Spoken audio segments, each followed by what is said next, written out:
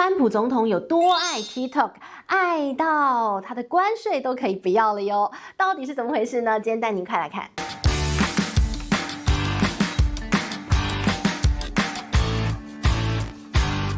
嗨，大家好，我是治愈，今天想跟大家来聊聊川普总统他的对等关税听起来好可怕，金融市场杀得血流成河。那你以为关税人真的要用关税让美国再次伟大，让 America Great Again 吗？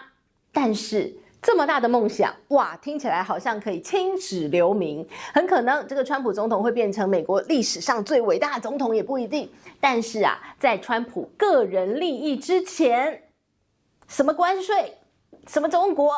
什么我最恨的仇人一点都不重要，因为呢，在所有的事情前面，川普本人还是最重要。其实这个精神这蛮值得我们大家学习的。本来就是在所有的事情面前，当然是自己最重要不是吗？什么事情都没有自己心情重要，什么事情都没有自己健康重要，自己本来就该最重要。所以川普总统只是因为他的身份是总统，所以我们对他可能有高一点的道德期待。好了，这都不是重点，我们回过头来讲讲川普总统最近到底做了什么事，让我有这样的感慨，觉得他还是那个最重要的人，在全世界所有更重要的事情面前，他把自己的利益放优先。好，那首先我们先来看他的对等关税了。对等关税呢，其实是一个翻译的名词，那有些地方翻译叫互惠关税简单来讲，它的一个中心思想就是这个以牙还牙，以眼还眼，这比较不好听的说法，但比较好听的说法那叫做公平。什么事情要公平？关税要公平，你跟我收多少关税，我跟你收多少关税，听起来很公平。好，于是呢，川普总统就说了，奇怪，这么简单公平的事情，怎么在过去的美国政府做不到呢？所以就让我来做吧。对等关税，亦或是有的翻译讲互惠关税。好，4月2号，大家形容说那叫解放日第一 day 正式的要展开。那于是大家现在都在等，到底那天会发生什么事现在呢，这个花旗银行它已经统整出有3个可能性。他说，第一，对等关税或者说互惠关税就是这么进行，就是公平，你扣我多少，我扣你多少，就这样。好，那如果是这样的话呢，那现在所有的一些事情大家就预料到了嘛，那所以就是比较温和的结果，因为他只宣布对等关税好，那第二个可能就是除了对等关税之外，他还有一些，比如说他之前不是讲有 Dirty 15吗？有一些国家对我特别的不公平，那我可能对他要做一些什么样特别的手段，把这公平给找回来。所以呢，有没有可能在对等关税之外，他又增加了一些所谓增值税或附加的，针对一些特殊的国家或者是一些什么样不一样的一个目的，好，可能会有一些多的这个附加的条件那就感觉更严重一点所以呢，如果是这样的话，可能大家避险情绪会高涨，所以呢，可能金融市场又更动荡，然后呢，钱又会跑到美元去、黄金去，因为觉得这个好可怕我还钱放美国好了这个最危险的地方是最安全的地方。好，那还有一个更糟的第3种可能，就是呢，除了这个对等关税，然后再加上那个针对哪些国家的这个增值税之外呢，还再加了一个对于特殊产业的一个关税，又要再加上去的话，那不得了，可能大家昏倒了。好，比如说特殊产业，像现在它就有一些预告要针对汽车产业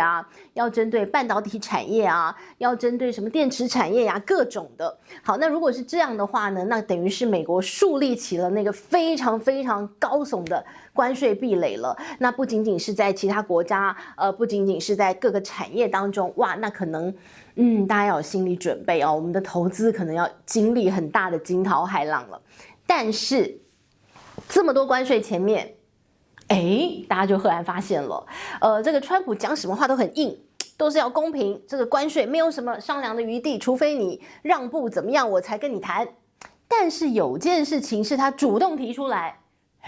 我可以少你关税，只要你答应我一件事，不是求婚，不是告白，跟什么事有关？很妙 ，TikTok。好，那你看这个美国，大家觉得他的一个国政在川普上来之后，你看他很多的一些施政方向，或者他做的一些政策的决定，你会觉得他是想要把所有的心力回过头来，好好的对付中国这个他觉得最主要的竞争对手，不是吗？你看看他在一些地缘政治上的一些布局，你看看美军的动作，你看看他怎么样在乌克兰战争当中他站的一个角度，你都觉得对。他就是要把手挪回来去对付中国。但是偏偏呢，在 TikTok 这个议题上啊，居然关税可以妥协哦，你觉得好妙哦。川普怎么讲？他说啊，这个 TikTok 啊，这个拜登说啊，你要卖给美国企业啊，这我才让你继续进行啊。我已经大发慈悲了，我已经把那个这个正式禁令的时间点往后挪75天了。那这75天干什么呢？就是让你好好谈一个好卖家，这个好 deal， 好买卖，然后你把你的 TikTok 卖出去啊，卖给美国人最好。然后呢，他还点名了几个，他就说卖给马斯克很不错啊，卖给甲骨文老板很不错啊，也就是说他的好朋友。然后呢，你就觉得很妙。然后他说，你卖给他们的话，那这个是感觉这个买卖有点卡关，因为 TikTok 不太愿意卖，对吧？然后呢，川普就这样讲了，他就说，如果北京当局你愿意促成这样的一桩美事，你就促成这个 TikTok 卖给美国企业的话。那我这个针对中国的关税，我可以考虑给你减免一点啦，哈哈哈哈！听起来就觉得很奇妙，什么时候 TikTok 已经这家企业的这个股权到底要卖给谁？怎么变成了川普可以拿来跟中国妥协关税一个很重要的筹码了？大家觉得好妙 ，TikTok 怎么原来在川普的心中，这个抖音 TikTok 比他的关税人这样的一个角色还要更重要。中国不是你最重要的对手吗？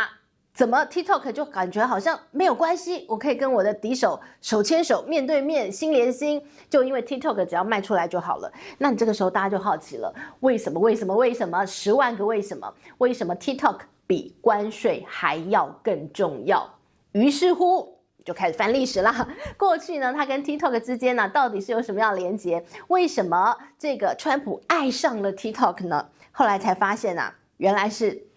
川普在社群网站当中的使用啊，他是一个高度重度使用者，他是一个社群媒体不用会死的人。好，那于是乎呢，他用了这么多的一些社群媒体之后，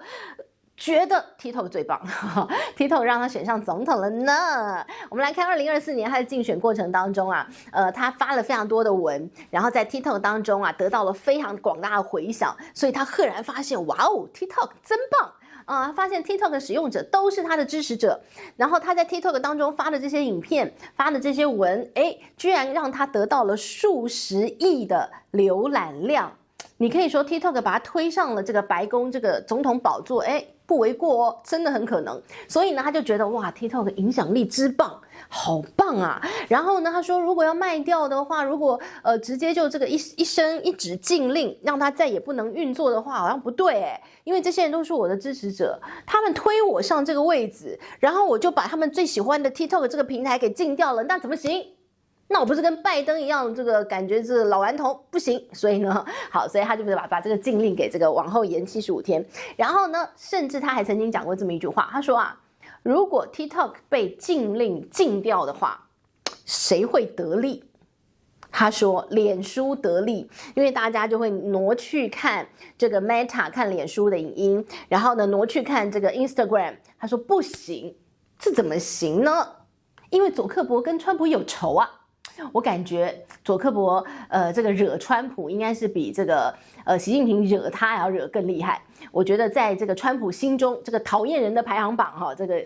佐克伯应该是比中国人要放前面一点。所以呢，于是乎你看这个这个关税都可以谈，只要 TikTok 卖出来，然后让 TikTok 继续运行，这样就 OK 了，不能关掉 TikTok， 因为 TikTok 当中都是他的支持者，他在这个地方用得很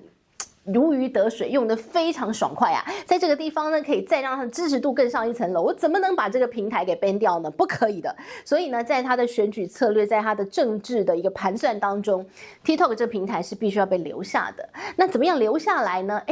如果卖给他的好朋友，这个掌握在美国人手中，那岂不就是更棒了吗？他只差没站出来说，不然你卖给我好了，卖给川普集团。好，当然不行啦。好 ，anyway， 但是呢，你也知道川普有这样盘算，所以呢，这个北京当局是不愿意的哦。北京当局就觉得说，关税是关税 ，TikTok 是 TikTok， 一来我也不想把 TikTok 卖去给你美国人，再来呢，这个关税的问题本来就是他认为是川普政府啊，这个违反了世界的贸易原则，违反 WTO 大家的一个这个规则，怎么能把他们混为一谈呢？所以呢，这北京当局对于这样的一个这个所谓的这个把股权卖掉的一个案子啊，是目前是没有同意的。那不同意的还有就是李嘉诚啊，他最近呢不是打算把这个巴拿马运河，还把他手中非常多这个港口的一些权利要卖给美国企业。哇，北京当局也是发动了官方媒体啊，不断的写社论批评啊，觉得这根本就是一个不应该被成立的一个这个买卖案。所以呢，现在看起来哇，这两桩现在在世界上啊，这个非常重大的一个买卖啊，都因为北京当局啊，这个拿出他的否决权，不同意，所以呢，你都不晓得接下来还会有什么样的一个进展。那看到这个巴拿马的一个这个港口的一个买卖案啊，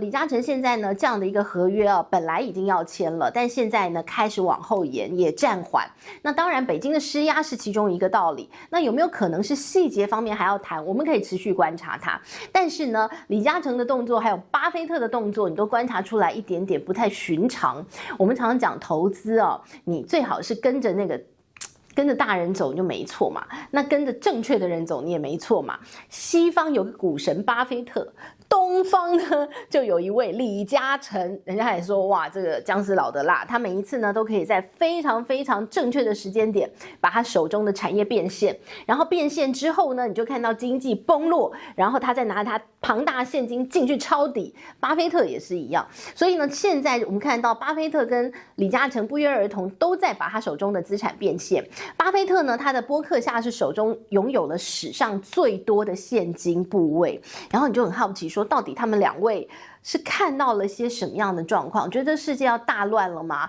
还是觉得这世界没希望了呢？还是怎么样呢？为什么现在都把资产变现呢？我们可以持续观察，改天再好好带大家聊聊，到底他们资产变现了之后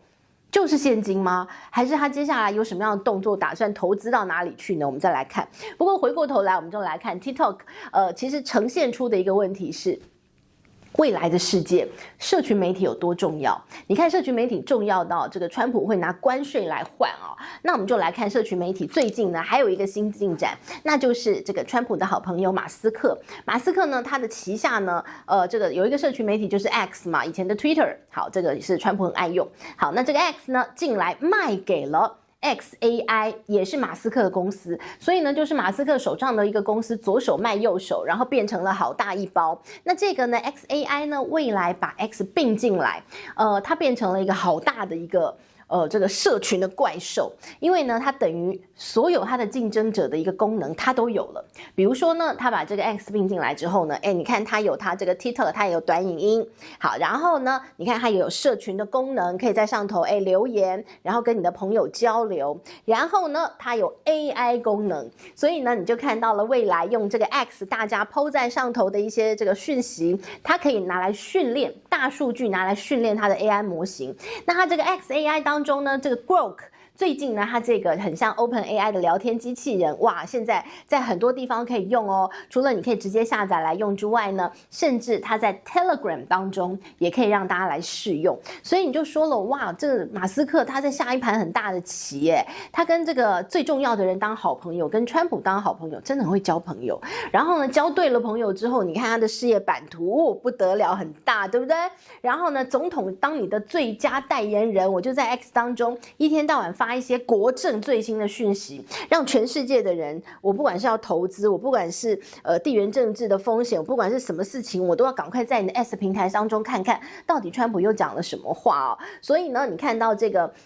马斯克他最近做一个这样的一个并购啊，可以说未来整体而言啊，整个社群、通讯、AI 通通被它包在这家公司里头了。那未来呢？它会不会长成一个超级大的怪兽？那这个川普呢？交对朋友，有一个这个媒体大亨，然后以后又有 AI， 哇，这个所有的元素在这里。那以后他们两个人强强联手，那世界不得了，他们说不定可以征服火星啊！所以我们看到这个社群媒体的一个并购呢，当然虽然你看都是马斯克旗下公司，但并起来之后，哇，不得了，这个生态系会变很大，而且呢，它可以说直接给这个 ChatGPT 很大的压力。OpenAI 的 ChatGPT 啊，现在看起来，似乎呢一开始腾空出世，觉得他好棒好厉害，没人跟他比。但默默的你就看到哪有没人跟他比啊？人家后来居上的好多哦。你看这个中国的 DeepSeek， 然后你看看这个马斯克他的 XAI， 然后并了这个 X 进来，哇，好像很厉害哦。然后呢，你又看到了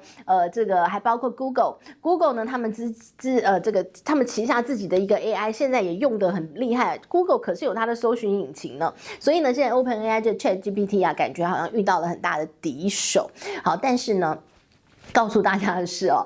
这个连川普总统都非常的认可的 TikTok 啊，那么带出了后面你看这么多的竞争者，未来呢，在这个整个这个通讯啊、平台啊、社群平台这样的一个世界当中啊，竞争会越来越激烈了哦。那到底呢，这些社群平台到最终会不会变成影响这个世界的推手？哎，好像越来越朝那个方向走，我们可以持续来观察了啦。但是呢，可以预见的是，接下来这还是一场恶战哦。在这些科技进步的过程当中，各式各样的平台会雨后春笋，各种不一样的一些用途。但是呢，没关系，就让这些聪明的人自己去伤脑筋，自己去厮杀，我们就等着坐享其成。有更好的平台让我们来使用，有更好的一些功能，哎，让我们的这个生活可以更便利。好像也不错，只是这个世界有点乱。你看到这些大佬们都在变现，我们是不是手中的投资也应该要重新的检视它一下？不过最后呢，缅甸大地震还是要祝福大家，希望大家都平安哦。这是今天的内容，希望你喜欢了，我们下回见，拜拜。